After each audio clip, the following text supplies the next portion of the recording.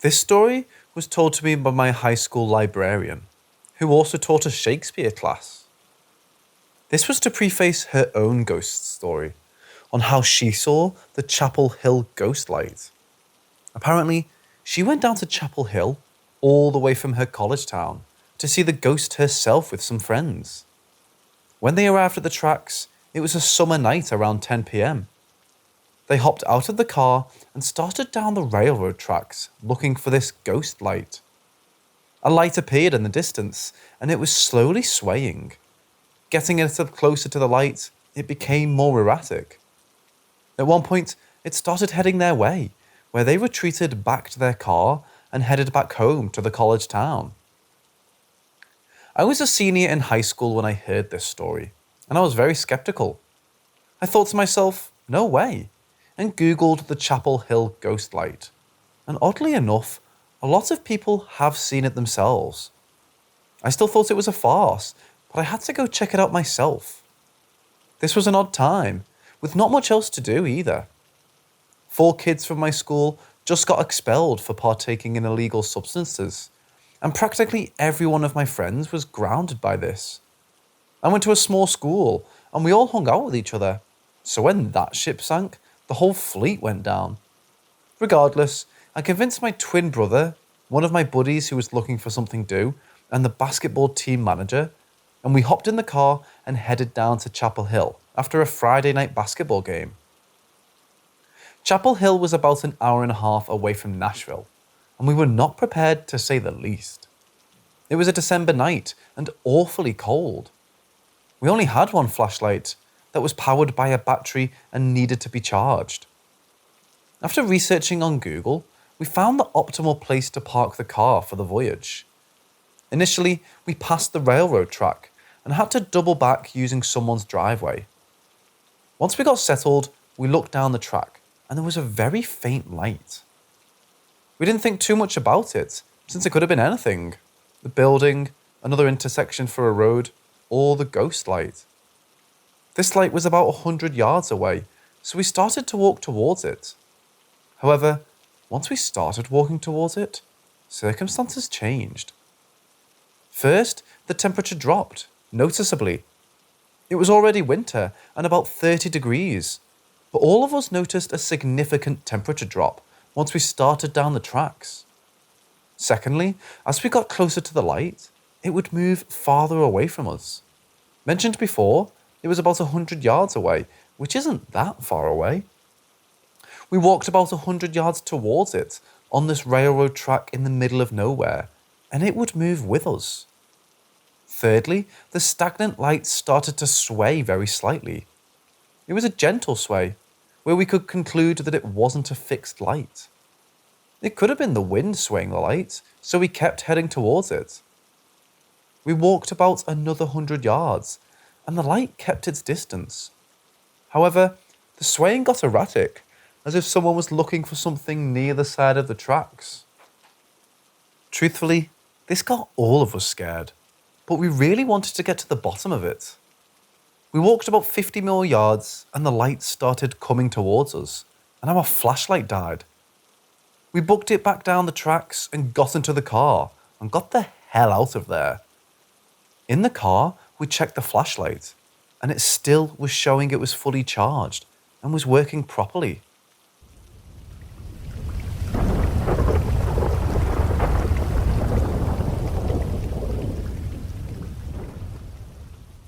My parents were the first ones to move into our house. They watched it be built, so having so much activity seemed really weird to me at first. Then I learned the history of our land. Apparently, a lot of the people in my area used to find arrowheads in the field where my house is now, and is rumoured to also be the site of an Indian burial ground. I'm not so sure if it is or not, but my best friend's family did confirm that a lot of arrowheads were found. So even if it isn't a burial ground, people most likely died on our land. Not only that, but all the women in our family are quite sensitive to the paranormal, especially my mom, cousin and I. My mom has always said I was sensitive, even as a baby. I knew when people died before anyone else did. I'd stare at one point at absolutely nothing, and I still to this day hear and feel stuff. When I was 2, my mom's friend's granddaughter died. Before Mom got the call, I was pointing to the sky and saying, "There goes the baby, Mommy." The same thing happened when Dale Earnhardt Sr. died, saying, "There goes the NASCAR man," before it was announced he was dead. I wouldn't sleep in my own bedroom until I was 7 because I always felt something bad was in there with me. I've always been able to sense when there was another presence in a room. I still do to this day, especially in my basement. My basement is a finished and furnished basement, not some dark, creepy one. When I was little, my parents made the one room into a playroom for me. I would refuse to play in there unless someone was downstairs with me, so my dad ended up turning another room downstairs into his own little man cave for that reason. We used to have a camper that I would play in, and one day I looked out the window and thought I saw my dad standing outside of it, wearing dark jeans and a black shirt. I needed to ask him something, so I cleaned up and went over, but couldn't find him. So I went up to the house, but he was inside on the computer, wearing a red shirt. When I asked if he was out there and came in to change, he said he'd been in there with the same shirt for hours. My brother used to see a woman in white and could describe her in perfect detail, right down to the colour of her hair. I would not leave my room at night until I was 11ish when we got our dog because I knew something was in the kitchen, always watching. When I was 12, I was at my friend Sarah's house, which is definitely haunted. I closed my eyes and saw a horrific scene play out. I saw a man in black chasing a young girl, no older than 7 or 8, and she ended up falling over the banister above the dining room. I still remember every detail of the girl, from her curly brown hair to the buttons on her blue and white dress. Records of the girl are unsure since it was a long time ago, but a man did die in that house not too long ago. 1940s, I think? Maybe a little later. At the age of 13, my friends and I did an EVP in a cemetery across from her house, and after we heard a noise, I asked if they could do it again. It happened again, and we bolted out of there. At 14, I was at my friend's house when my mom texted me and told me something pulled on her hoodie when she was doing the dishes. Trigger warning, abuse and miscarriage. When I was 19, I moved into the hotel I worked at to get away from my physically abusive ex. A month into living there, I found out I was pregnant. Now, this hotel is known to be haunted and actually has frequent ghost tours by a group of paranormal investigators and has even been on the Travel Channel. I lived across from the most haunted room in the hotel, and I honestly think that made my depression even worse. I couldn't eat, couldn't sleep, and quit taking my epilepsy medications. I constantly heard and felt things around me in that hotel. One day while working, I was cleaning in one of the rooms and felt a burning sensation on my back. When I lifted my shirt up, 3 scratches began to appear on my back. The paranormal group I mentioned above did an EVP session afterwards, and after 20 minutes of voices saying, "We didn't scratch her," one voice said, "Michael did it." Michael is known to be the little boy that wanders the hotel looking for his mother. Not too long after, I found out I was pregnant. I was actually really excited and saw this baby as the light at the end of the tunnel. So when a couple of people from the group came to the hotel for a birthday party, we went back to that room for an EVP with me there. When asked why it scratched me, it said protecting her. Then when we asked why and from what, it said she's pregnant. It didn't say what from, but I later found out. There's another ghost in that hotel that I didn't piece together until it was too late. They call her the Lady in Black, and I 100% believe she took my baby from me. A co-worker told me a story about when his friend was going through the yearly haunt they have in October. A lady in black told her she was going to steal her unborn baby. Not too long after that, she miscarried.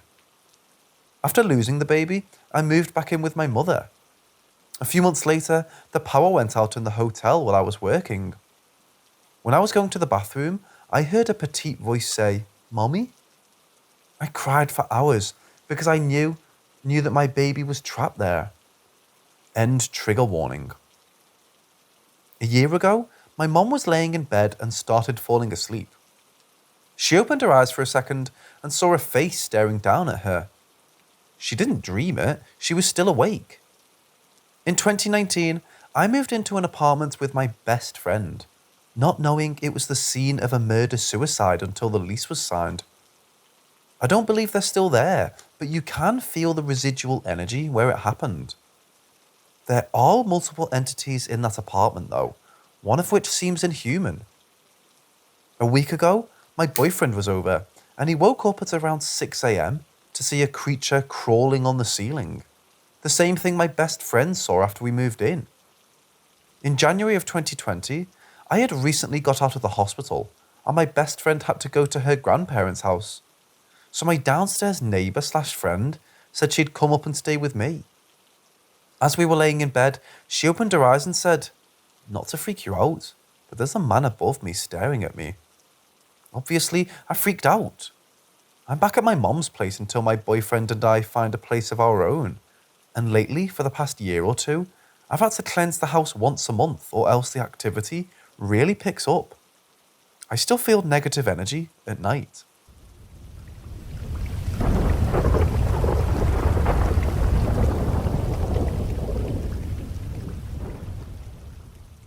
This happened around the end of November of last year, while I was at a late night party at a mutual friend's house. The night started off fine with us having a few drinks and talking about the classes we'll be having next semester. This pretty much went on till around 2 a.m, and by this time, I wanted to go home since the party was already dying down, and most of my friends already left and I was practically there alone. Instead of wasting money on an Uber, I decided to walk home since my neighbourhood was a few blocks away, but it was still a decent walk. However, there was a shortcut. There was a secluded dirt road in the neighbourhood, which led to a stretch of walkway with an irrigation canal for crops, and it happened to lead straight to the backyard of my house.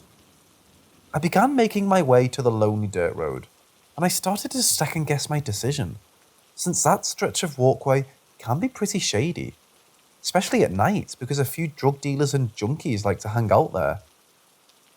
I mustered up the little courage I had, feeling confident that I'd be able to handle myself if shit ever hit the fan. So I proceeded to walk on the desolate road. The night sky was well lit. The moon illuminated my surroundings enough for me to see my environment pretty clearly. The walk was actually pleasant.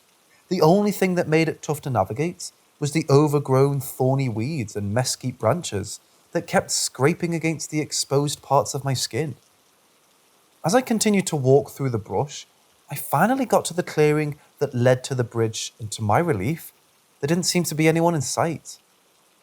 As I began to cross the bridge, I then picked up a faint scent of lavender mixed with something rancid, like the smell of good cheese or days-old roadkill.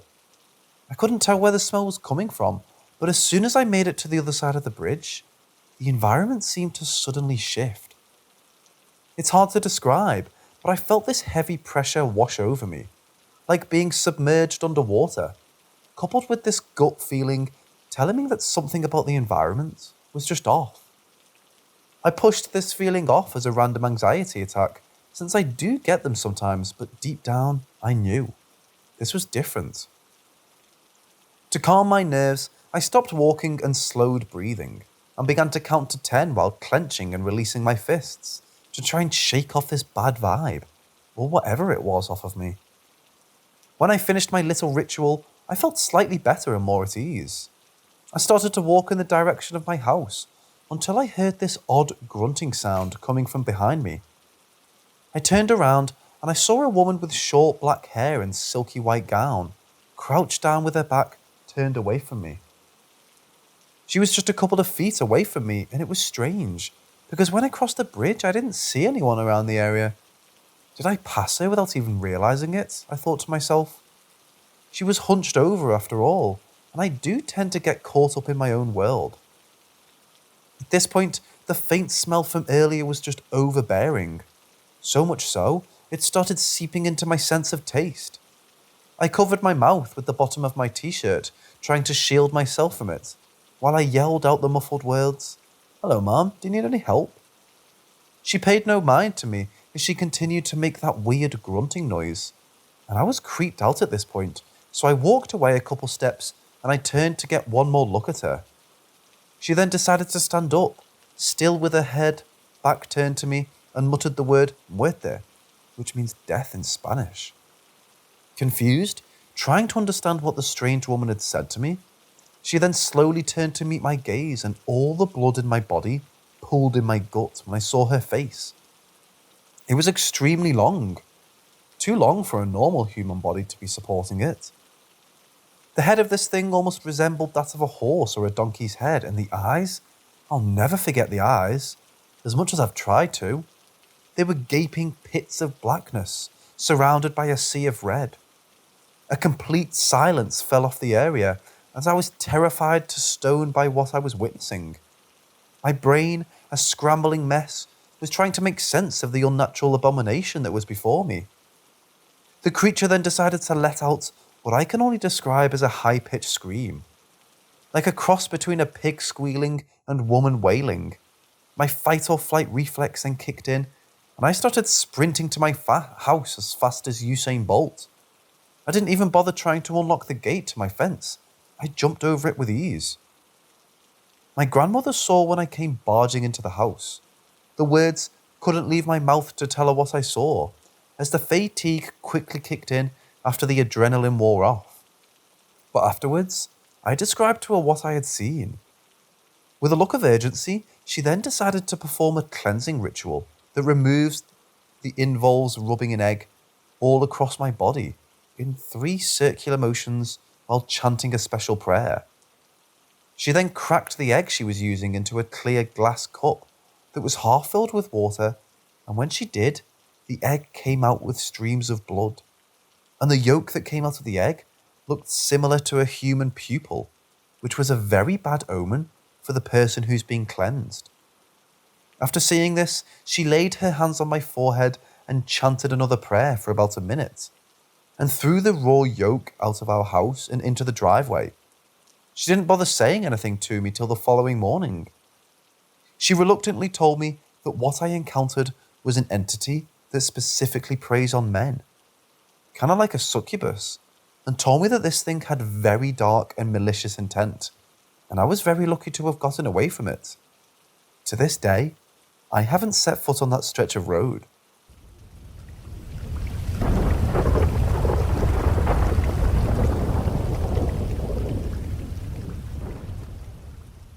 When I was 13 years old, my mother wanted to pay respect to our grandfather, who passed away some time ago, especially with Dia de los Muertos, Day of the Dead. Around the corner, she wanted to leave my grandmother a small token of affection, to let her know she's still in our thoughts. So my mom, my younger sister and myself went on a trip to the cemetery where she was buried. To drive there was always the hardest part, since the cemetery is really out of town, and it takes almost around 2 hours or so just to get there. Keep in mind, this was pre-smartphone era. When we finally got there, I remembered we had to park far off into the distance, since the entrance didn't have paved roads for cars, and the terrain itself was very dense and wooded with mesquite trees and weeds, with the exception of a small, semi-cleared area where a large old oak tree stood. The name of the cemetery was Rio Grande City Cemetery, in Texas, one of the oldest cemeteries in town. It's been around since 1848. We made it inside the compound where my grandmother was buried, and we all got together and said a small prayer, and laid some of my grandmother's favourite items on the gravestone, and she continued to pray, while my sister and I started to explore the cemetery and the various types of towering gravestones and weathered statues that riddled the area.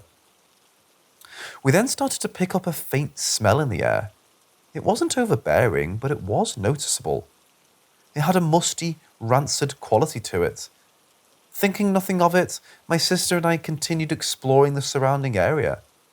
It was at this point my boredom got the best of me, and I snatched my sister's Barbie doll she brought with her for the trip, and I started to antagonizing her into chasing me. Yeah, I know. I was an ass back then. Luckily for me, she was never a fast runner, and I easily ran almost halfway through the vast cemetery while trying to look back to see if my sister was still chasing me. I tripped on one of the older gravestones and fell face flat on top of a really old gravesite.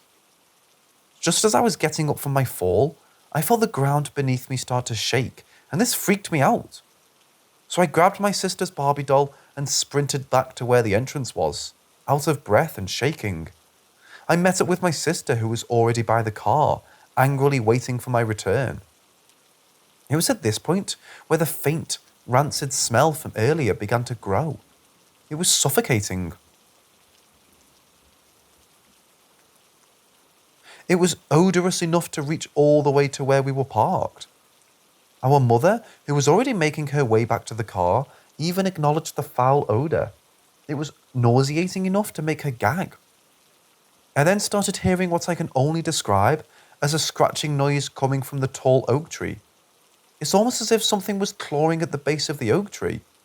My sister heard it too, and that was enough for her to get in the car and push us to do the same. As we all got in the car and began to drive off, I noticed someone coming out from the back of the oak tree. It was a thin, pale woman in a red dress. She looked bruised and dishevelled. The odd thing that stood out to me was that the look on her face. She had a malevolent grin from ear to ear. It was the most unnatural, unsettling smile I've ever seen on a person. My sister, petrified, also saw the woman in red dress, and as soon as she came closer out on the road, my sister started shouting at the top of her lungs, "Why is her leg twisted like that? Make her go away!" It was at this point I noticed that one of her legs was twisted in an unnatural fashion. It was almost bent all the way backwards. She then stretched out her arm as we were leaving while doing this. She was saying something in a language I didn't understand, but we were already too far off to catch anything she was saying at this point. And to be honest, I don't think I'd want to know. I haven't set foot on that graveyard since this happened, and I don't know if what I saw that day was real or not, or if I just imagined the whole thing. I don't even know if my sister remembers the whole ordeal, and to be honest, I can never muster up the courage to ask her. But I did ask my mother if she remembers anything from that day, and she said she does remember the rancid smell.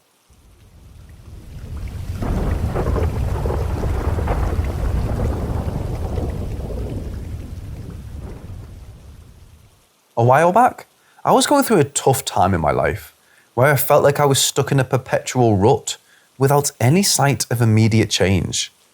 I lost my job, I was out of money, and I had to move back in with my folks to prevent myself from becoming homeless.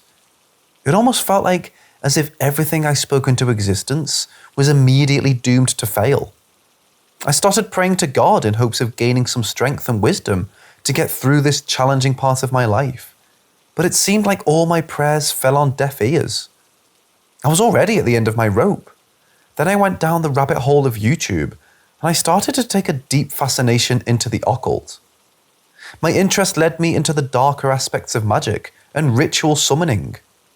I was aware of the general biblical lore of demons and the whole fallout with God, since I was raised in a semi-Christian household.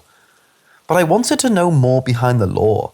So I decided to do my own research, and I studied the hierarchy of demons and their power over mankind, as referenced in the 22 Lesser Keys of Solomon.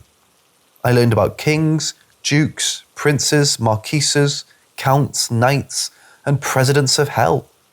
Each of the highest to the lowest of these entities have the power to bestow great knowledge and destruction and confusion onto people, while others have dominion over the elements, reversal of fortune, the ability to reveal sacred knowledge and bestow great wealth onto whoever the entity desires. This appealed to me the most, since I was at a real desperate point in my life, where I was looking for anything to remedy the situation. I finally landed on a demon I wanted to summon, Clowneck, a demon said to be greatly cherished by Lucifer, due to its power over wealth and influence over the heart of man to replace money as the idol of worship. as a test to see if anything would happen, and I drew its sigil on a piece of paper on the floor. And then I got myself into a meditative state where I focused on the sigil, channeling my energy and desire into it for what felt like a good 10 minutes in total. Afterwards, I was pretty exhausted and I wanted to fall asleep, seeing as it was already pretty late and nothing happened so far. However, I did feel this really odd sense of someone watching me. You know that feeling you get when you know you're being watched? It felt like that. Around 20 minutes into my sleep, I found myself tossing and turning, still unable to shake this feeling of being watched. Then I started hearing small taps all along my room. I knew it couldn't have been anyone in the house since my folks were already fast asleep, and I was the only one up at this point. I decided to do some investigating outside, and there was no animal or wind that could have been generating that noise. And the house itself is old, but to my knowledge, it never generates any sort of noise. I tried to shake it off as just being a rodent or something, so I climbed back into bed, shutting my eyes to go to sleep, until I felt this invisible pressure on my legs. It almost felt like someone was sitting on my legs, and I started feeling this static-like sensation all over my body. At this point, I got up and I was creeped the hell out, while hearing the same tapping noise all along the room. I went into my living room and grabbed a Bible and started reading random verses from Psalms to Revelations. And I was shocked because the voice that came out wasn't my own. It was deeper and malevolent. I continued reading passages of the Bible till the other voice faded and my normal voice returned. It helped a little, but I still didn't sleep that night. To this day, I still hear on occasion that incessant faint tapping noise, and on occasion, I still feel like I'm being watched at every dark corner I pass.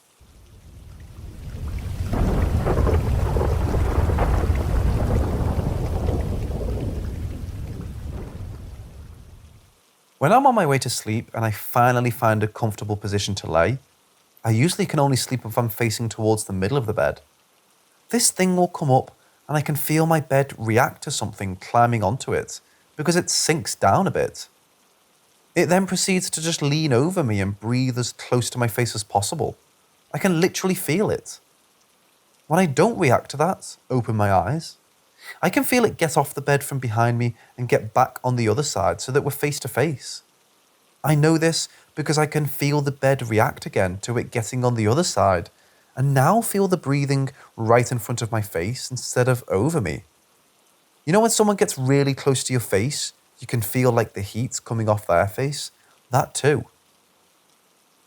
Lastly, with still no reaction from me, it gets off the bed again, but I know it's still in here just from the feeling you get from someone staring at you. Here we are with the thought that, of course, this is sleep paralysis. The whole story is generic to exactly that for the most part. This is why I don't think that I can move. I'm not immobile. It doesn't feel like anything is holding me down. I know I can move because I'm so used to sleep paralysis that I know how to check for it, as this is how I usually transition to a lucid dream. That's a whole different story. The way that I sleep, I have one hand under me, usually under my pillow, so I just open and close my hand a few times to confirm I can actually move. This works for me in my head because if there's something there, I can move a little without it knowing. I then move my legs to get up into a fetal position, just to make sure my feet are not hanging off the end of the bed.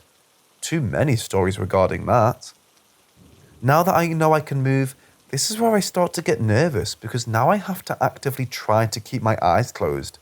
Since I have confirmed I'm actually awake, it seems to be right in my face at this point. I can literally feel the sweat coming out of my pores on my entire upper body because I'm so nervous. What I have done the last few times when I know it's not on the bed anymore, and I'm drenched in sweat to the point I need to move off of the wet spot, I say fuck it and jump up from my bed and yell as if that's going to do anything. When I do though, of course, nothing is there.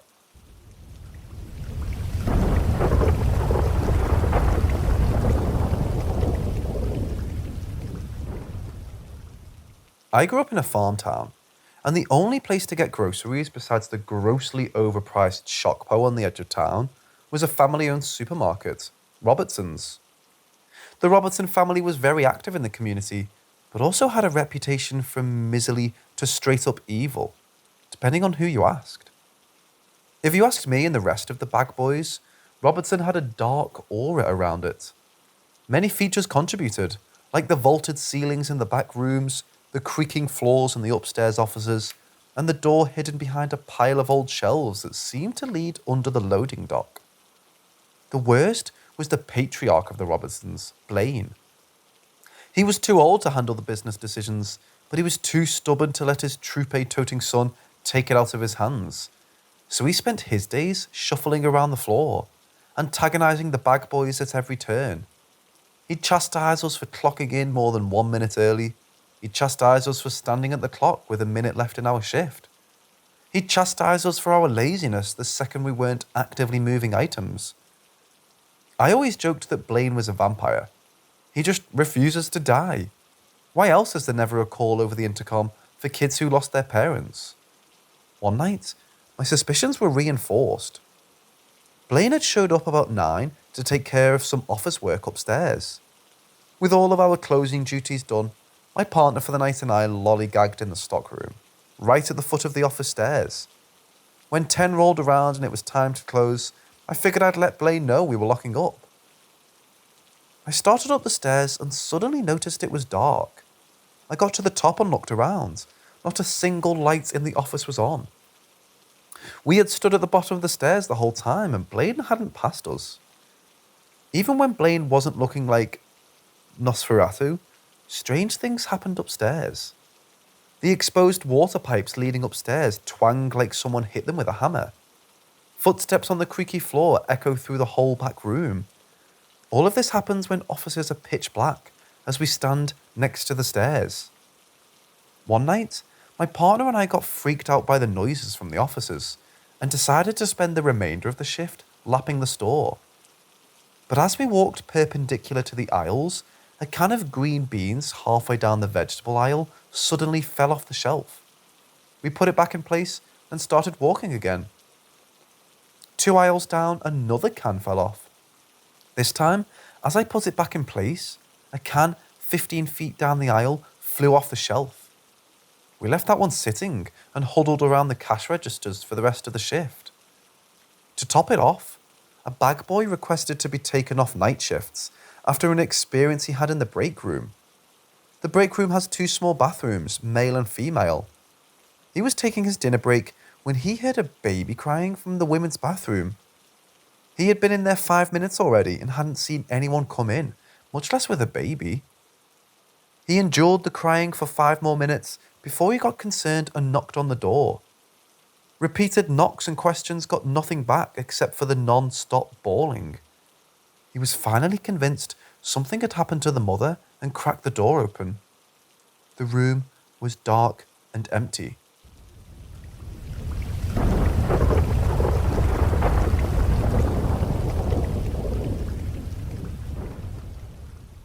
A couple years ago, I interned at a coal mine north of Gillette, Wyoming.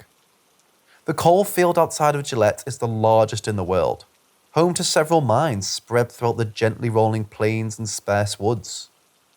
I've heard of several encounters and experienced one that only seems to happen when the coal fields are hit by storms. The area around the mines used to be a populous Sire region, and as such, there are several artifacts including teepee circles. My mentor during the internship showed me a group of teepee circles on our property. They sat on a flat, green patch of ground next to a gentle stream. As peaceful as it was, he explained that he always shudders when he has to come to the stream to perform water tests. He had come out during a shower on a gloomy day, and as he was taking his samples, he heard the grass rustle. Except for the patter of rain, the air was completely still. He heard the rustling coming from the direction of the teepee circles, and as he walked closer, he thought he could hear a murmuring, like many people going about their separate business. He quickly collected his samples and left. Since then, he does his best to bring someone along when he has to go out there. Just a few dozen feet away from the teepee remnants is a rail trestle that crosses the stream. The trestle is part of the spur, The loop that brings trains into and out of the mine with loads of coal. My mentor said he wasn't the only one who experienced strange things in this area, and that several conductors and engineers, during blinding thunderstorms or whiteout snowstorms, have seen a lone figure wrapped in a colourful, woven blanket trudging down the side of the track. In addition, though tools have been known to be stolen from the mechanic shop and pawned off, there are never so many reports of missing tools as when the rain is drumming on the metal roof. As for myself, my commute was about 20 minutes, and I would leave at about 5 a.m. every day in the dark. One day, in the middle of a particularly stormy summer, I left the house in a real frog strangler. The drive was a fair amount of hills and dips, and I saw headlights coming the opposite way, probably another mine worker coming in from the night shift. I lost sight of them over the hills a couple times, and the third time, the headlights disappeared. No car passed mine when I created the final hill. When I passed the spots where I'd lost sight of them, there were no turn-offs on either side of the road, and even if there were no sign of headlights anywhere around me.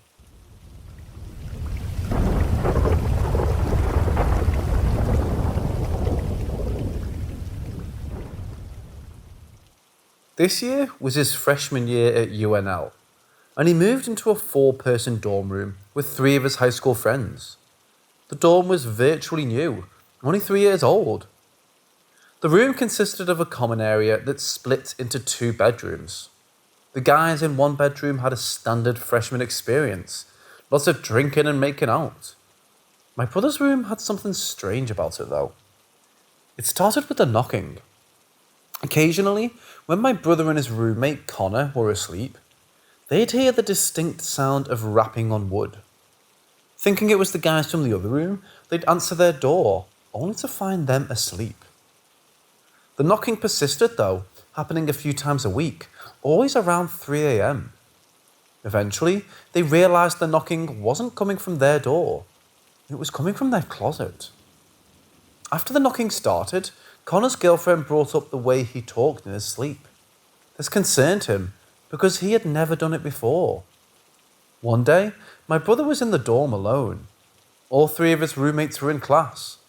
He was playing Xbox when he heard a loud cough.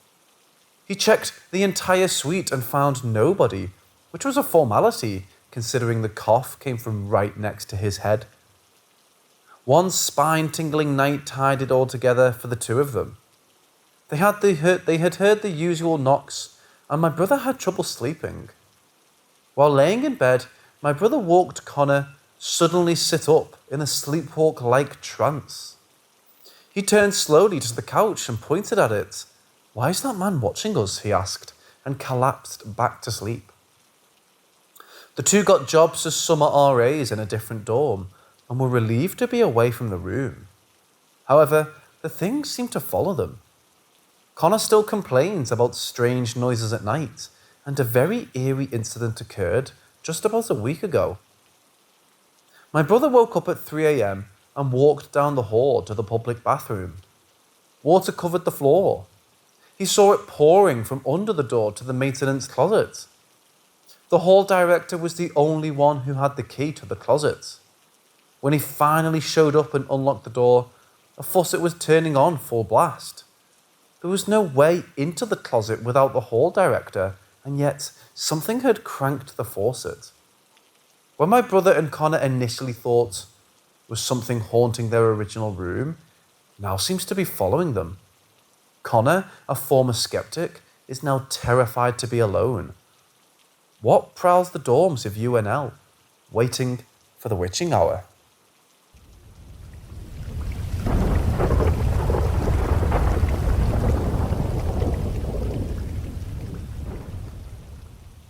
One night, we visited 2 graveyards along with my dad's girlfriend, Denise.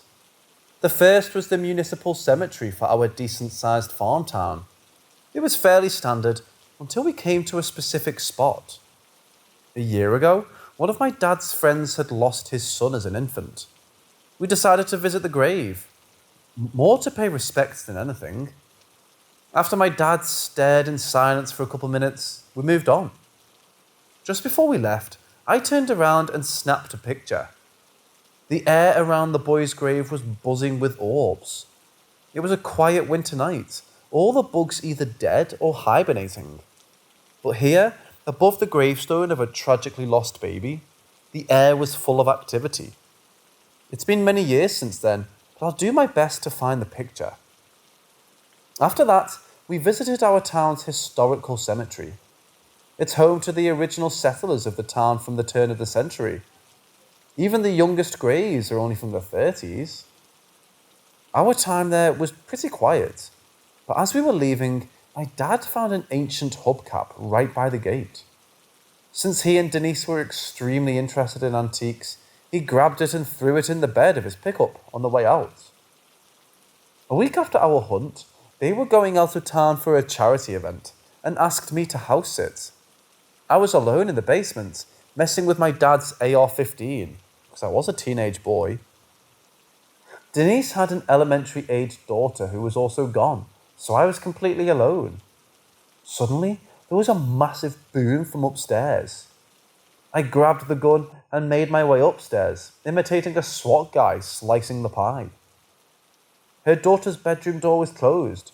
She always left it wide open, and the carpet was so thick that it took an adult shouldering it to get it closed. I shoved it open after a lot of effort, and there was no one inside. Someone or something had slammed the door shut, despite the massive amount of force it took. Things escalated when Denise woke up one night to the sound of the connecting door to the garage opening. Half awake, she looked up to see the silhouette of my dad standing in the bedroom door. My dad worked night shifts, so she welcomed him home and fell back asleep. She woke up later, again to the sound of the garage door opening. When my dad walked into the bedroom and said hi, she asked him where he went. He explained that he had just gotten home from work. A couple of days later, she had been in bed again when she felt a hand gingerly brushing her hair. After a few seconds of frozen terror, she rolled over to see no one there.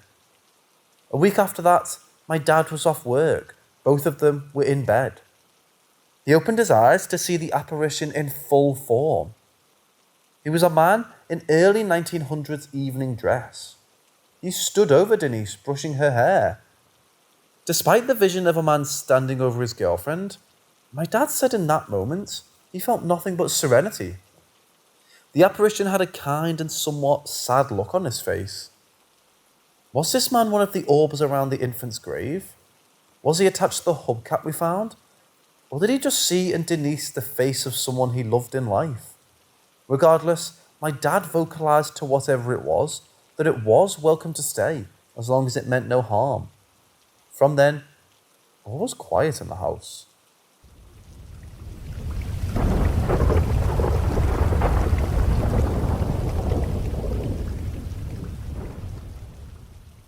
My father, my brother and I have always been believers in the paranormal, and throughout our lives, we've all had our own experiences, which I might talk about later. One of our favourite bonding activities when we got bored was to go out to one of the local graveyards and ghost hunt. We always carried an EMF meter, a decent camera, a big honking railroad lantern from my dad's days in Union Pacific, and a phone with an audio recording app. One night, I had a friend visiting from Pennsylvania, and we decided to go hunting. We had come up empty-handed for the first few minutes, although our flashlight and our camera seemed to be losing power quite fast. Then, a pack of coyotes, probably at least half a mile away, got riled up and started howling. This was not uncommon, since we lived in rural Nebraska, but my friend is a very high-strung guy and lives in a Pennsylvania metro, so the coyotes gave him creepy crawlies. Suddenly, something that was clearly not a coyote let out a massive bay. I'm not a zoologist, but it sounded far too low to be a wolf owl, and too loud and primal to be someone's sheepdog. I turned to my friend with a big grin and say, "That sounds bigger than a coyote." This is the last straw for him, and so me and my brother walk him back to our truck, while my dad is off at the other end of the cemetery. My brother and I start walking back to where my dad is, when he comes sprinting through the headstones, panting. He said he was walking along when he suddenly saw a bright light like a camera flash. He brought his camera up, said, "Are you fucking kidding me?" and snapped a shot. At first, my immediate thought was cigarette smoke, but my dad had quit smoking only a couple weeks ago. Our grandpa had died of lung cancer when we were young, and my dad and my brother had both been in tears when we begged him to stop smoking. My brother had kept tabs to make sure he didn't relapse. The picture quality isn't great, and it's far easier to analyse in full resolution. My dad's convinced that the wisp to the left is the arm of the apparition reaching for him, and the head and the torso are on the right. But when we aren't with him, my dad goes out on his own. He had a job as a night shift trucking dispatcher, and when he was bored, he'd use his breaks to walk a graveyard and record EVPs. He never caught much of anything until one day he found a fresh grave. It was a reinterment, and he started reading off the gravestone and asking why it was so fresh. He mispronounced the woman's last name and quickly corrected himself. It was only later, when we listened to the audio, that we heard an annoyed murmuring in the background after he mispronounced her name. It definitely had an "I'd like to speak to a manager" quality. He was alone in a prairie graveyard at 3 a.m. with hardly even a gust of wind. The only explanation is that someone was very annoyed that he couldn't get their name right.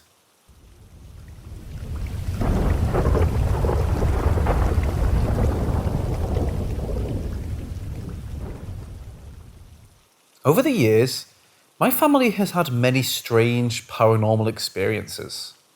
Today, I thought I'd share the most incredible and frightening one. If you like it, I might share other experiences my family has had. When my dad was about 8, he was having breakfast at his grandmother's house. It was a family gathering. He and his parents, aunts, uncles, cousins, and grandparents were all gathered. While they were in the living room enjoying coffee, one of his aunts showed up with laundry. She was a college student and used my great-grandmother's washer to avoid paying. She went down to start her laundry. The basement of my great-grandmother's house had only one entrance and one exit to the basement. In the basement, the washer and dryer were partitioned off with a simple curtain. After a few minutes, his aunt came back up from the basement. She looked at my dad and said, "That was a pretty funny trick you pulled there, Doug. I didn't even hear you." The rest of the family looked confused. Eventually, someone spoke up. "Jan, no one's left the room since you showed up." She suddenly went as white as a sheet. After calming her down, they coaxed an explanation out of her. When she had finished with the laundry, she opened the curtain. There was a pyramid of folding chairs stacked in front of it.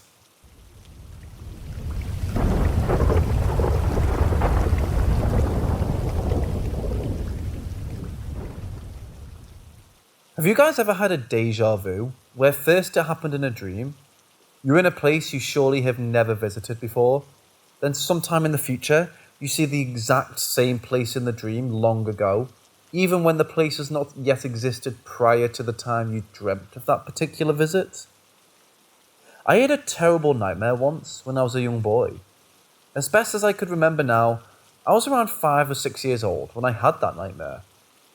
I was at the preparatory level at that time, and believe it or not, it's not like I forgot about it right now. I just couldn't recall it that easily, and I never knew that I will always remember a moment from that nightmare. That was the only thing I remember from it though, and it all came back to present memory because of last night. And I'm certain I had the nightmare because when I was young, me and my mother always slept beside each other in our first house. And that nightmare was the worst in all of my childhood. My mother, as she recalls it with me a few years later, would always say she once would simultaneously vibrate my chest with her palm and strongly say, "Singing, singing, singing." To this day, I don't know what it means, but the elderly and the suspicious in my country always use it to calm someone down from extreme shock. And I know my mother only calmed me down with that once because they believe it effectively drastically goes down when used more than once. All the details from that nightmare that had me crying while sleeping were vague, and I couldn't even remember that I had it a long time ago in my memory, progressing to something awfully familiar, to something scarily reminiscent. Weird, but I remember it like remembering the multiplication table, like it was just there, already there, but you can't just randomly burst it out the same way you remember and say your name. You just need the trigger to completely recall. From what my memory recalls, the room was small. It had a simple and round wooden coffee table on the left, almost in the centre near the wall. It was dark, but it had a shiny brown light radiating from a candle from the coffee table, which filled the area of the coffee table and lit the dirty white wall behind it, the wall I was facing. And from its right was a round arc-shaped entrance to another part of the building or house. There wasn't a door, just a round arc-shaped entrance which even by the darkness got its shape highlighted by the candle from the coffee table to see. My perspective from that nightmare was me facing ahead all those details, and I couldn't move nor do anything else. It was like sleep paralysis, but I was sitting down.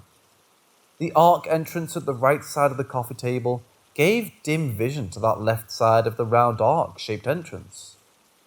I know this is a common case, but from that dark, round arc entrance suddenly came out a white, mahogany, mud-coloured woman, who was fast enough to jump out, but everything was so slow when it happened.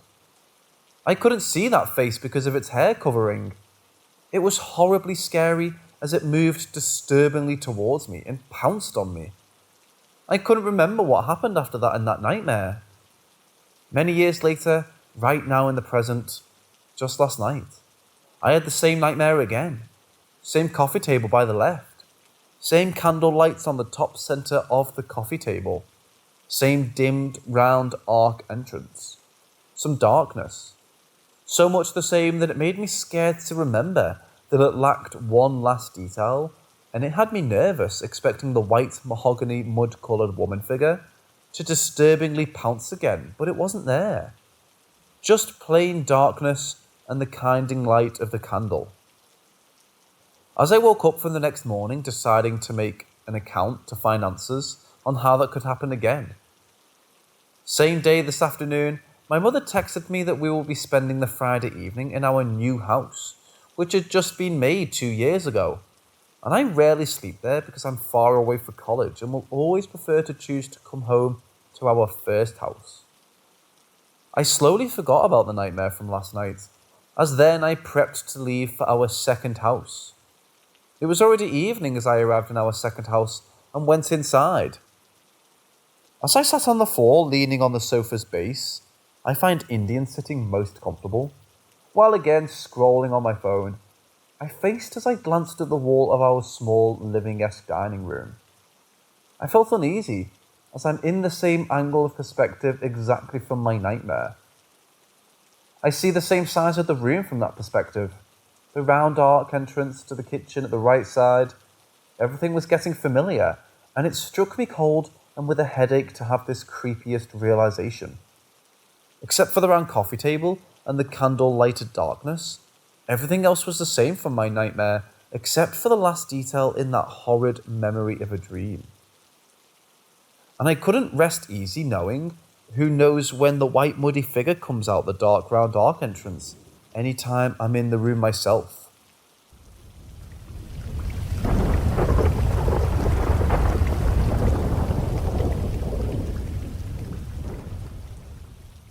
When I was younger, I can't say exactly how old I was, about 4 I think.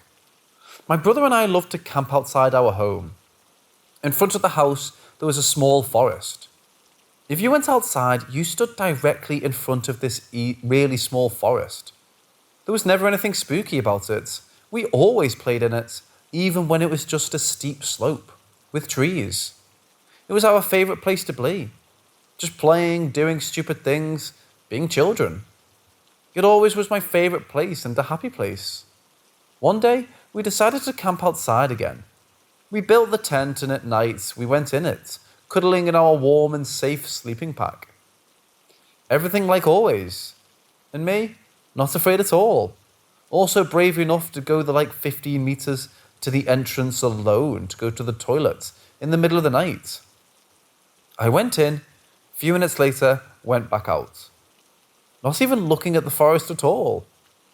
Do you know the feeling like someone or something is watching you? I had that feeling. I had the feeling that I needed to stop and take a look at the forest. So I stopped. I stopped to look at the forest. And there were two big red eyes staring right back at me.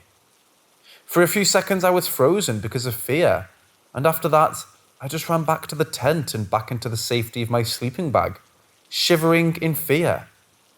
A grown-up told me it was about child imagination, car lights, so I believed them. But I know it wasn't a car because there was no way a car could fit there. From that night, I was afraid of the dark. Years later, my brother told me he also saw those red eyes.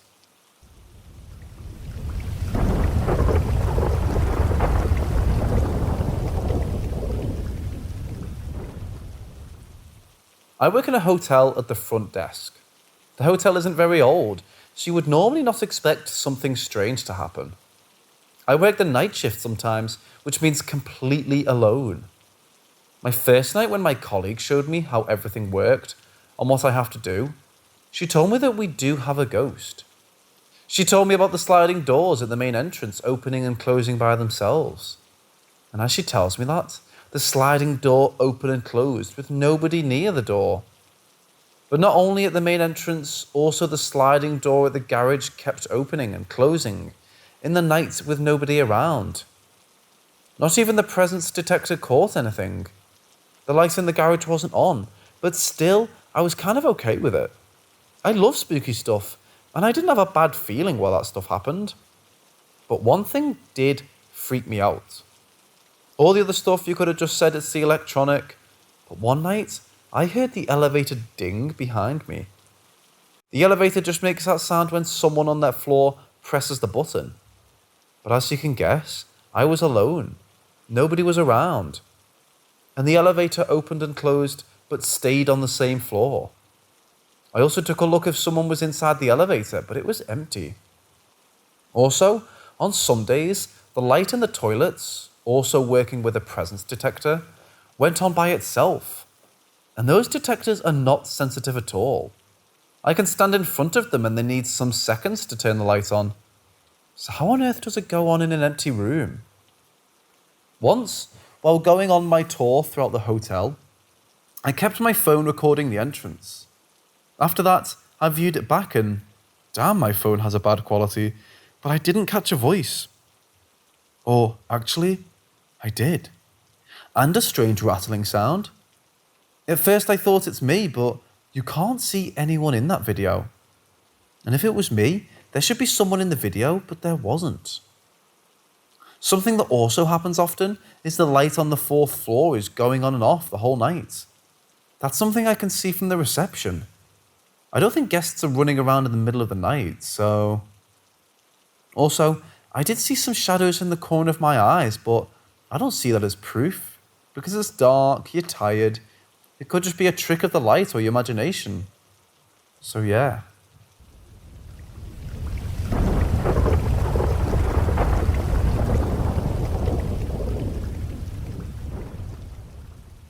My family, mother and brother and I, have lived in this house for around 11 years. There have always been various kinds of strange activities, but now I'm just going to talk about what could be appearances by what we think are some type of doppelgangers. The first time it happened, my mother was alone in the house. My brother and I were at my aunt's house.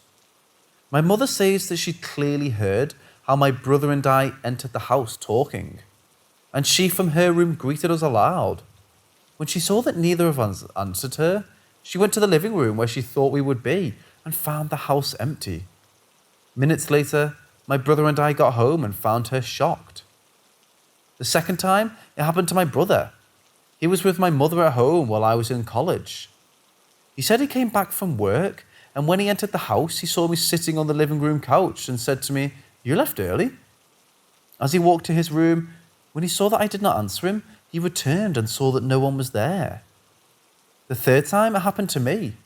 It was just my mom and I in the house. I was in the living room watching a movie and she was in her room. I fell asleep on the couch while watching the movie. I woke up because I heard my mom's hairdryer. I turned off the TV and walked towards my room. I passed the bathroom and saw my mom drying her hair. Normally, I didn't give much importance. While lying on my bed, I thought about ordering something for dinner, so I went to look for my mother to see if she wanted something for dinner too. So I went to the bathroom where I had seen her, and she wasn't there. So I went to her room, and I was surprised that she wasn't there either. I looked around the house and didn't see her. Like it was a few minutes difference between when I saw her drying her hair and when I entered my room. I called her on her cell to ask where she was, and her response was she had left the house an hour ago. She saw me asleep and didn't want to wake me up to let me know she was going out. Things like that have been happening for almost 11 years that we've been living in the house. We always see one of us when that person is not in the house. We have heard that my mom speaks to us when she's not there, or they've heard my voice or my brother's, and it's not like we see them with the corner of our eye. We have seen them directly as a real person.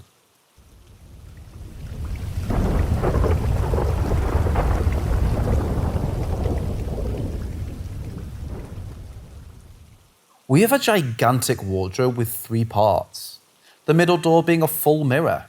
It's older than me and my mom had made it after she got married. One evening specifically, my mom was in the living room while I was standing in front of the wardrobe in my bedroom. Instead of my upright reflection, I clearly remember watching myself sitting on a bed while talking to my mom who was folding clothes. She had nicer clothes than she usually does when she's at home and was chatting with my reflection self really enthusiastically. I wasn't at all creeped out. I just felt like I was watching TV or something. After a while, my actual mom walked into the room wearing completely different clothes and I told her, "Look, we're in the mirror." I might have phrased it differently, but she didn't really pay attention and just responded with, "That's nice, honey." I've never had anything like that ever happen to me again, which is why I've always remembered that incident really clearly.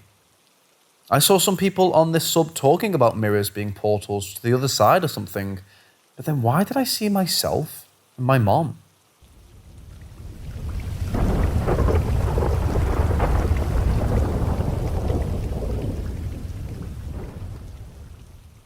We've lived in this house for 6 years so far, but have only really experienced things over the last 6 months. The house was built in the 1970s and we don't know much about its history. I've been a frequent reader of this community and thought that the experiences I had were only wishful thinking, a subconscious desire to want supernatural things to happen because I've enjoyed the stories I've heard here. But then my wife and sister-in-law have also experienced things. Is this our imaginations, or is it something really happening? I have no desire to lie, so I'm trying to be honest as possible about what we've experienced. Here's what I have. Around 6 months ago, my wife had a migraine and saw a woman with blonde grey hair walking out of our guest room at the end of the hall into the bathroom. We explained it away as a migraine hallucination. I am a sleepwalker, but I usually remember what happens during my episodes. One night while sleepwalking, I opened the bedroom door and distinctly remember a woman in a white dress with blonde grey hair standing in the doorway.